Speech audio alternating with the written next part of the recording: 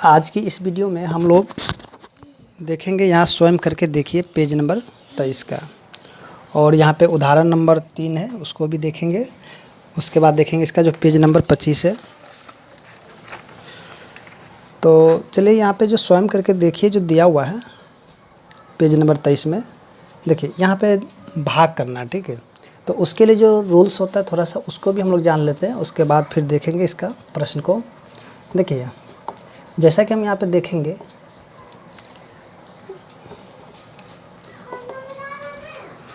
जैसा कि यहाँ पे अगर हम देखेंगे, जैसे देखिए कोई नंबर यानी कोई पूर्णांक अगर प्लस में हो, जैसे कि यहाँ पे देखिए प्लस में a हो, और इसको जब भाग कराया जाता है किससे, प्लस b से। कोई पूर्णांक अगर प्लस में है उसको भाग करवाया जाता है यानी प्लस वाले नंबर से, जैसे कि यहाँ पे देख रहे हैं कि आप दिया हुआ है कि b दिया हुआ है, तो ये क्या हो जाएगा। देखिए यहाँ पे जो है प्लस a, ठीक है, तो प्लस a को हम लिखेंगे ऐसे करके, और ये भाग में प्लस b है तो इसको लिखेंगे नीचे में प्लस में b लिखेंगे।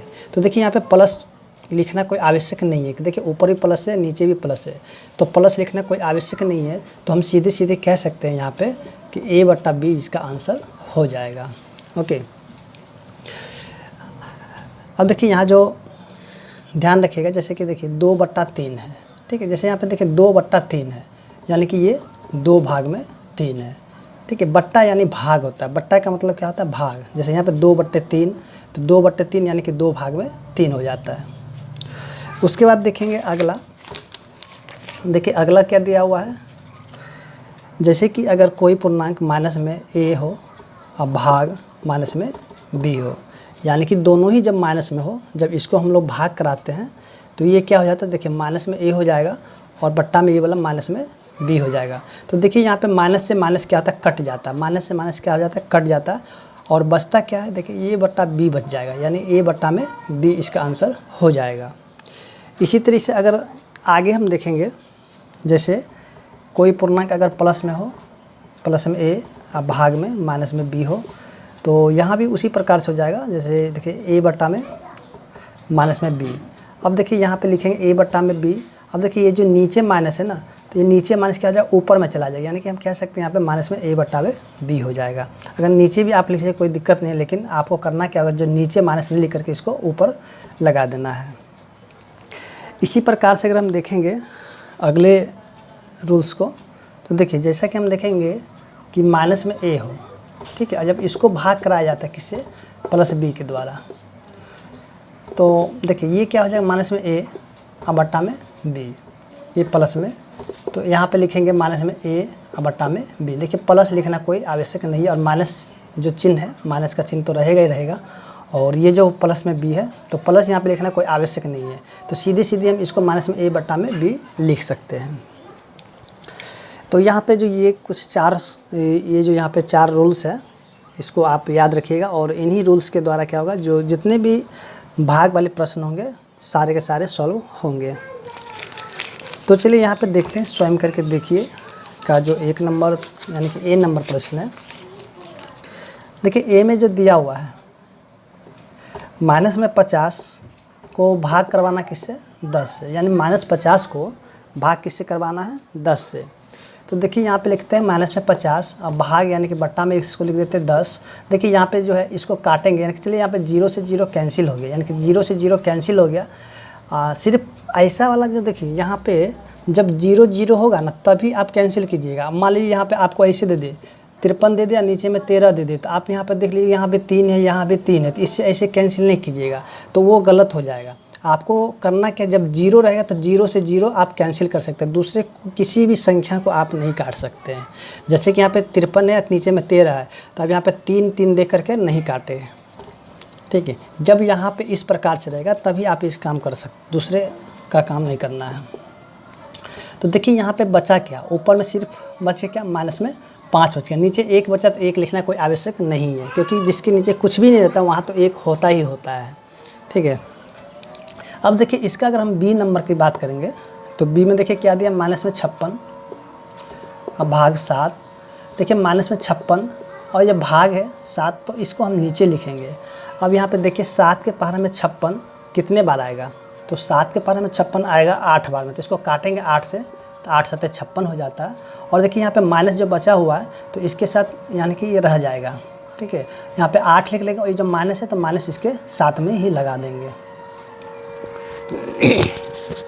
इसी तरह से अगर देखेंगे जो प्रश्न संख्या सी है, देखिए प्रश्न संख्या सी में है 85 भाग में माइनस में 5, तो ये 85 हो गया और नीचे में जो -5 है इसको लिख लेते हैं। देखिए 5 के पार हमें 50 ही आएगा 17 बार में, 17 पचे 85 होता है, तो यहाँ पे 17 हो जाएगा।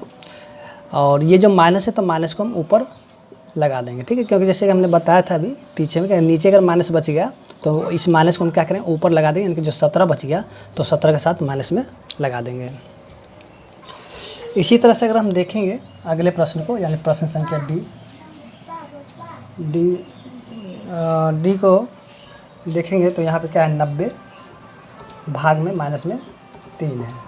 तो देखिए यहाँ पे 90 को जो है उसी प्रकार से हम लिखेंगे 90 और नीचे में जो -3 है इसको लिखेंगे, इसको काटेंगे तो ये 30 हो जाएगा। तो ये जो नीचे में माइनस है तो माइनस को ऊपर लगा देंगे तो ये माइनस में 30, यानी कि इसका जो उत्तर क्या हो जाएगा माइनस में 30 हो जाएगा। उसके बाद देखिए अगला प्रश्न जो कि दिया हुआ है -100 और भाग में 20। तो देखिए यहाँ पे इसको भी लिखेंगे माइनस में 100 और बट्टा में 20। तो देखिए यहाँ पे कटेगा ये 5 बार में तो ये जाएगा माइनस में 5, ठीक है। इसका उत्तर क्या हो जाएगा माइनस में 5 हो जाएगा। तो इस प्रकार से हम देखेंगे जो प्रश्न संख्या यहाँ पे जो पेज नंबर 23 का जो स्वयं करके देखिए था सॉल्व हो चुका है और उम्मीद करते हैं कि आपको समझ में आ गया होगा। तो चलिए यहाँ पे जो उदाहरण नंबर 3 दिया है तो उसको भी देख लेते हैं। तो देखिए यहाँ जो उदाहरण 3 में दिया गया है, देखिए किसी टेस्ट में प्रत्येक सही उत्तर के लिए 6 अंक दिए जाते हैं और प्रत्येक गलत उत्तर के लिए माइनस में 2 अंक दिए जाते हैं, ठीक है। तो चलिए सबसे पहले हम यहाँ पे इसको लिख लेते हैं। उदाहरण 3 है यह, ठीक है। तो देखिए एक सही उत्तर के लिए दिए गए अंक, एक सही उत्तर के लिए दिए गए अंक, जब मान लीजिए कि आपका अगर एक उत्तर सही हो जाता है तो आपको कितने अंक दिए जाते हैं, तो आपको दिए जाते हैं 6 अंक, ठीक है। लेकिन अगर आपका एक उत्तर अगर गलत हो जाता है, एक गलत उत्तर के लिए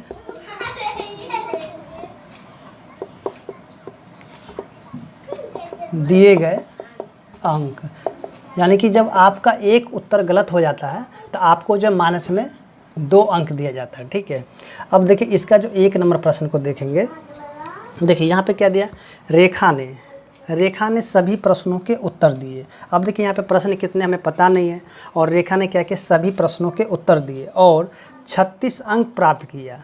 अब देखिए जितना भी प्रश्न था उसने क्या किया, सभी प्रश्नों के उत्तर दे दिए और उसको जो 36 अंक प्राप्त हो गया, ठीक है।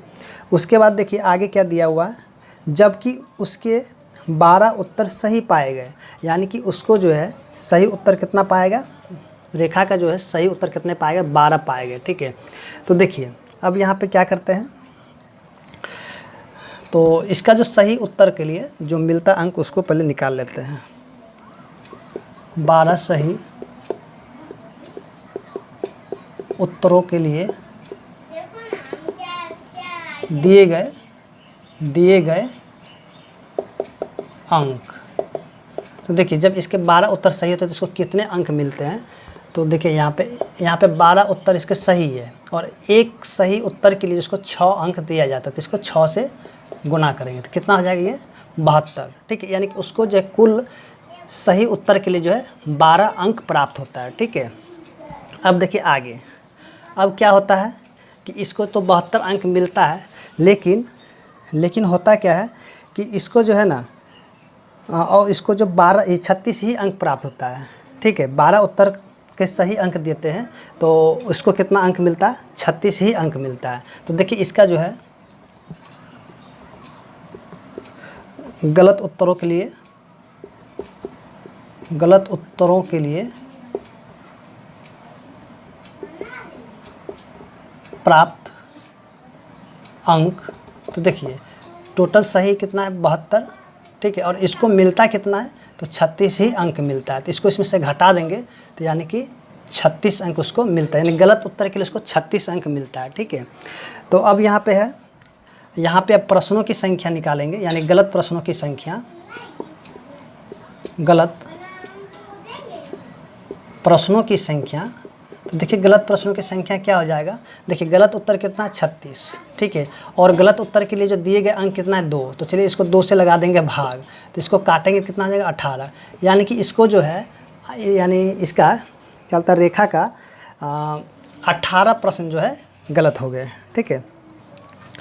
तो देखिए इसमें जो है आप क्या कर सकते हैं, जैसे यहाँ पे देखिए 36 है, क्योंकि गलत उत्तर के लिए कट गया था तो ये भी माइनस में हो जाएगा, और यहाँ भी माइनस, यहाँ भी माइनस लगा के आप प्लस में भी ला सकते हैं, ठीक है। ये हो जाएगा आपका 18, यानी कि यहाँ पे प्रश्न की संख्या, तो प्रश्न की संख्या माइनस में तो होगा नहीं, प्लस में ही होगा, तो यहाँ पे 18, यानी कि प्रश्नों की संख्या 18 है, ठीक है। उसके बाद देखिए आगे अगर देखेंगे इसी प्रकार से, जो दूसरा प्रश्न है,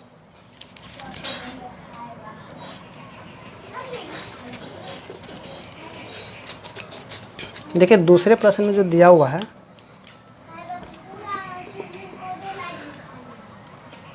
देखिए दूसरे प्रश्न को भी सेम इसी प्रकार से बना लेंगे। अब देखिए पवन ने भी कुछ प्रश्नों के उत्तर दिए और उसने 12 अंक प्राप्त किए, जबकि उसके 5 उत्तर सही पाए गए। देखिए उसका जो 5 ही उत्तर सही पाया गया था, ठीक है। तो चलिए इसको जो है 5 सही उत्तरों के लिए दिए गए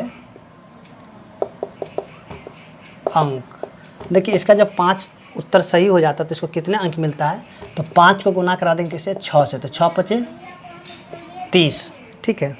इसका कितना हो गया 30 अंक हो गए।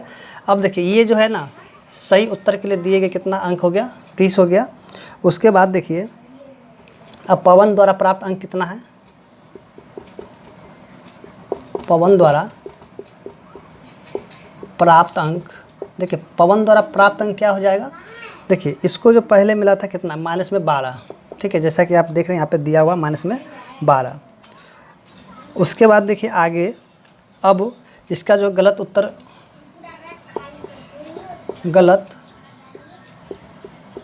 उत्तरों के लिए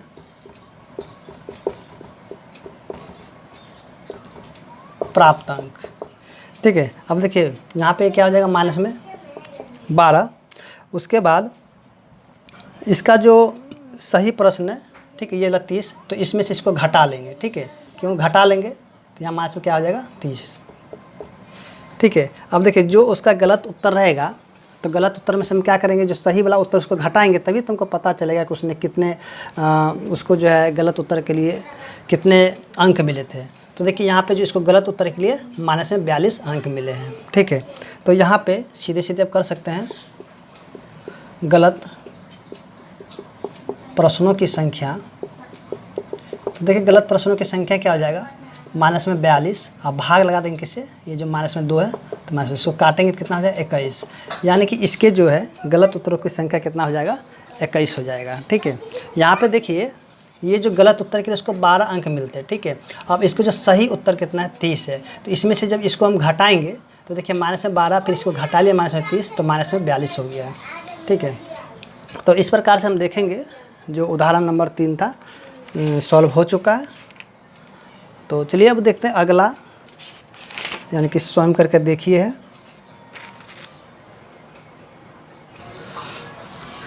तो चलिए देखते हैं।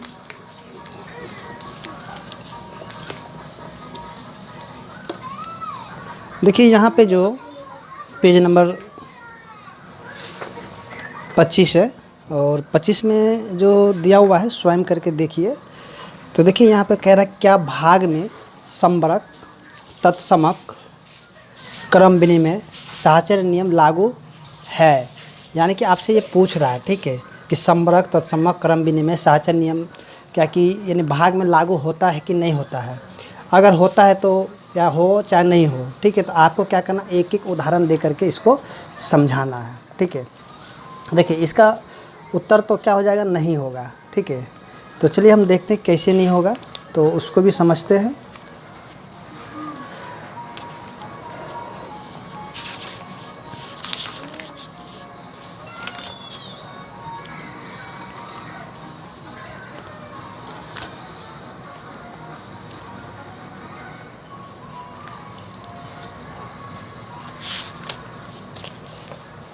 तो देखिए, अगर हम यहाँ पे उदाहरण को देखेंगे, सबसे पहले यहाँ पे बात करें संबरक नियम की। ठीक है, ये पेज नंबर 25 का है, स्वयं करके देखिए। ठीक है, तो आप यहाँ पे क्या कीजिएगा, सभी का उदाहरण देना है। जैसे कि हम देखेंगे आप संबरक नियम में, तो संबरक नियम को हम लोग कैसे जानते हैं। देखिए, संबरक नियम में जैसे कि हम लोग देखते थे कि कोई नंबर ए हो, ठीक है, ए और भाग में बी हो, तो यहाँ पे कोई तीसरा नंबर यानी कि सी आ जाता था। ठीक है, यानी कि तीसरा पूर्णांक सी आ जाता था। अगर उदाहरण के तौर पे अगर हम देखें यहाँ पे, तो जैसे कि देखिए यहाँ पे माइनस में 6 है। ठीक है, माइनस में 6 है। अब इसको हम जब भाग लगा देते हैं किससे, 2 से, तो देखिए यहाँ पे क्या हो जाता है, 3 हो जाता है। ठीक है, माइनस में, यानी इसका उत्तर क्या हो जाता है, माइनस में 3 हो जाता है। इसी प्रकार से अगर हम देखेंगे, जैसे कि अगर 6 ले ले और यहाँ भाग में अगर इसमें माइनस लगा दे, माइनस में 2, तो ये क्या हो जाता है, यहाँ भी माइनस में 3 हो जाता है। ठीक है, तो देखिए ये दोनों तो यहाँ पे यानी कि काम कर रहा, लेकिन आगे हम फिर से देखेंगे। जैसे देखिए यहाँ पे अगर ये जो 2 है तो माइनस में 2, और भाग में अगर यहाँ पे माइनस में 6 लगा ले। ठीक है, देखिए जैसे कि यहाँ पे संबरक नियम में क्या, भाग लगाने के बाद जो कुछ यानी कि यहाँ पे पूर्णांक बचना चाहिए। ठीक है, यानी कि पूर्णांक बचना चाहिए। ठीक है, ये सी कोई पूर्णांक है, यहाँ भी ये पूर्णांक है, तो देखिए यहाँ पे इसको जब भाग लगाएंगे तो देखिए यहाँ पे क्या बचेगा, जैसे माइनस में 2 बट्टा माइनस में 6, इसको काटेंगे तो 1 बट्टा में 3 हो गया। तो यहाँ पे देखिए 1/3 जो कि ये पूर्णांक नहीं है। ठीक है, ये पूर्णांक नहीं है, तो इसलिए जो है ये क्या हो जाएगा, यानी संबरक नियम जो है, यानी कि इसमें जो है लागू, यानी कि भाग में संबरक नियम लागू नहीं होता है। ठीक है, इस चीज़ को याद रखिएगा। इसी तरह से अगर हम देखेंगे अगले तत्समक का, तो चलिए देखते हैं तत्समक के लिए। देखिए इन सभी को आपको लिख लेना होगा, 25 पेज नंबर 25 में। देखिए यहाँ पे है तत्समक।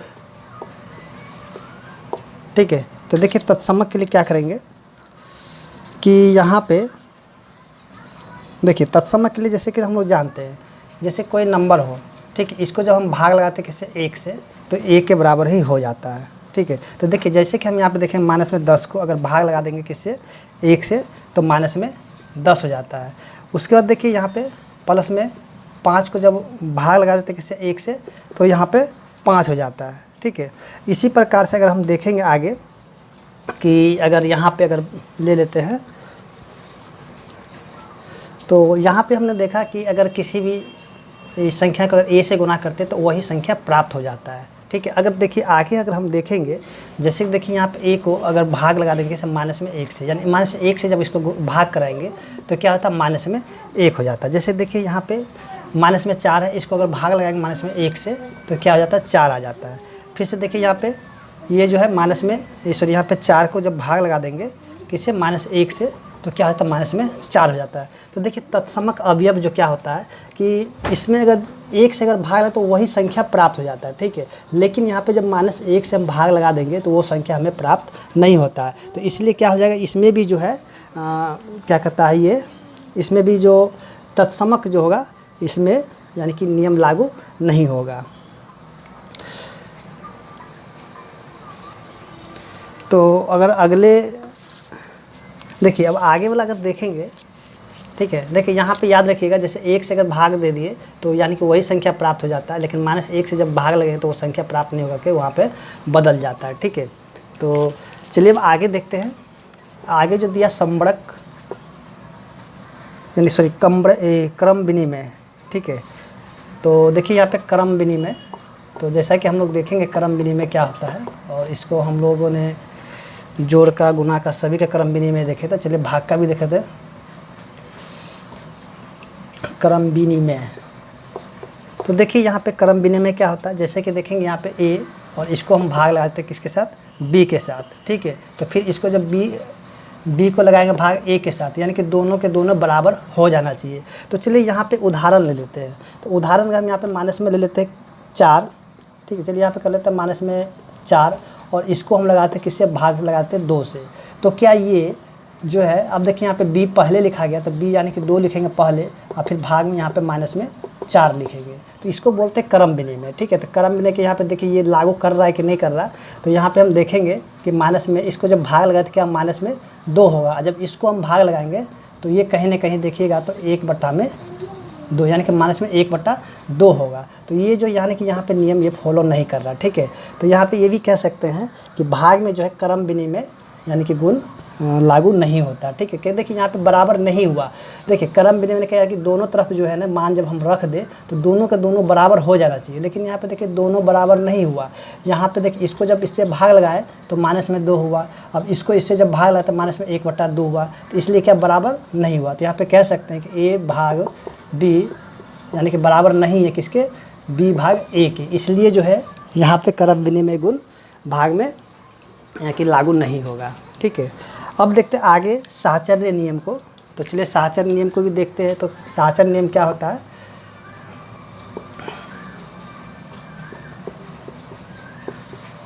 देखिए साहचर्य नियम, देखिए साहचर्य नियम में होगा क्या, जैसे कि हम देखें a को भाग कराएंगे b के साथ, फिर से देखिए भाग यहाँ पे c हो जाएगा। अब फिर देखिए यहाँ पे बराबर है कि नहीं, किसके बराबर नहीं होगा, तो देखिए a भाग में b भाग में c, अगर यहाँ पे कोई भी अगर वैल्यू हम ले ले, ठीक है, और इसको हम जब भाग लगा दें तो दोनों के दोनों मान बराबर हो जाना चाहिए। अगर बराबर होगा तो हम कहेंगे कि हाँ है, अगर नहीं होगा तो हम कहेंगे कि नहीं है। तो चलिए यहाँ पे हम ले लेते हैं इसके जगह माइनस में ले लेते हैं 4 और भाग में यहाँ लेते हैं 2 और फिर से यहाँ पे कर लेते हैं क्या, चलिए यहाँ पे भाग में कर लेते हैं, चलिए यहाँ पे ले लेते हैं कुछ भी ले लेते हैं, चलिए बड़ा अंक ले लेते हैं, यहाँ से 8 ले लेते हैं। ठीक है, और यहाँ पे चलिए यहाँ पे ले लेते हैं माइनस में 4, चलिए एक जगह हम ले लेते हैं माइनस में 8, अब b की जगह ले लेते हैं माइनस में 4 और c की जगह ले लेते हैं कितना, चलिए यहाँ पे 2 ले लेते हैं माइनस में ही। ठीक है, तो आप यहाँ पे क्या कीजिए कि इनको जो है सॉल्व करके देखिए। देखिए a का मान कितना था, a का मान था माइनस में 8। ठीक है, अब भाग देखिए b का मान कितना है, तो b का मान देखेंगे माइनस में 4 है और c का मान कितना है, तो c का मान माइनस में 2 है। अब देखिए इसको भाग लगा करके देखिए क्या इसका मान दोनों तरफ का बराबर होता है कि नहीं होता है। तो हम यहाँ पे देखेंगे इसको भाग लगाने के बाद कि ये जो है बराबर नहीं होगा। देखिए इसको अगर हम भाग लगा देंगे तो ये कितना हो जाएगा, यानी कि ये हो जाएगा प्लस में 4, फिर से देखिए भाग में कितना हो जाएगा, ये माइनस में 2, फिर इसको जब भाग लगाएंगे तो ये क्या हो जाएगा, माइनस में 2 हो जाएगा। ठीक है, ये क्या हो जाएगा, माइनस में 2 होगा।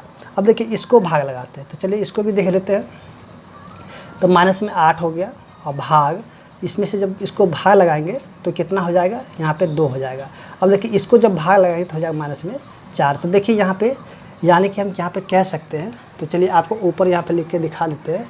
देखिए a भाग b भाग c, ठीक है, और ये बराबर नहीं है किसके, तो a भाग b भाग c, ठीक है, बराबर नहीं है। तो इसलिए हम यहाँ पे कह सकते हैं कि भाग में, ठीक है, देखिए यहाँ पे हम कह सकते हैं क्या, अतः इसी के आधार पर, उदाहरण के आधार पर हम कह सकते हैं कि अतः भाग में जो यहाँ पे दिया हुआ है समरक तत्समक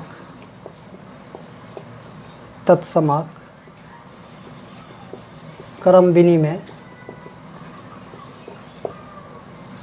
विनिमय साहचर्य, सॉरी यहाँ पे साहचर्य नियम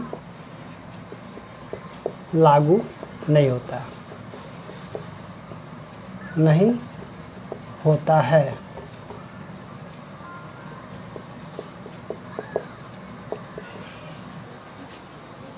ठीक है, तो उम्मीद करते हैं कि आपको यहाँ पे समझ में आ गया होगा।